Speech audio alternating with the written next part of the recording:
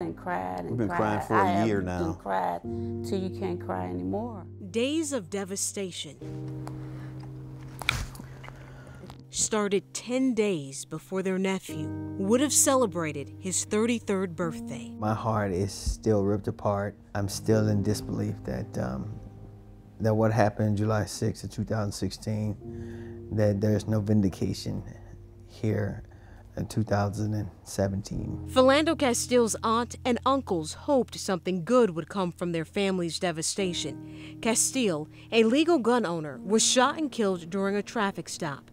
Nearly 1 year later, on Tuesday, the world finally saw what happened before Castile's girlfriend live-streamed the aftermath. I was down in that court every single day, every day. With opening arguments, I thought from seeing it that it would turn out differently. You talk about this culpable thing, me, myself, I talk about common sense. I don't think they really grasp just that word, culpable. You know, he was negligent, but they probably just didn't understand the other part of it. Had Philando not informed the officer that he had a firearm, would we be having this conversation today?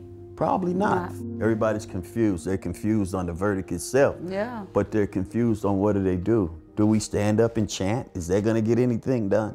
If you all had the green light to fix it, whatever it is that you see as the problem, what would you do? Do we go to our legislators, our lawmakers, our governors and mayors and ask them to do something? But what do you ask them to do? It bothers me to even say we have to tell our young black kids how to act when they're encountered with the police. For Clarence, he wants to do more than talk. He wants to wear the uniform. He hopes to start training behind the walls of the St. Paul Police Department. What I really want to do is be able to go in and talk to our young children, our future generations, with this uniform on and let them know the police is nothing to fear. Yeah. And even after all of this, you still want to be a reserve officer? I still want to do it because I think I have an obligation to our future generation. We'll share with these kids on how to handle situations, educate our kids, coming from somebody in a uniform, somebody of color. That's my plan. This was my plan before Phil got shot and killed. It got sidetracked, set to the side because I couldn't do it. Philando didn't have any children. His children were those 500 students up there at J.J. Hill. And I want to be able to touch those kids and give them some hope, some faith, some trust. So the question began with what's on your heart. That's what I asked them as we started the conversation. And at the end of the conversation, I asked Philando's aunt Beverly, his uncle Tracy, and his uncle Clarence, what do you do next? How do you move forward? And they all told me, we take it day by day, one step at a time. We have lives to live and we have so much to do. And that to do centers around healing the community.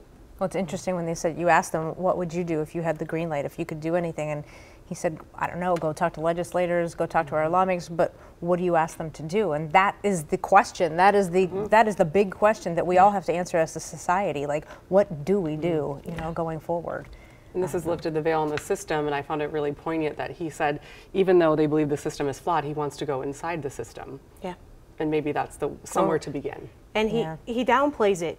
He says, I will be working behind the scenes, but working behind the scenes is so powerful because once he completes this training, it hasn't started yet. You heard him say that he put it on the back burner.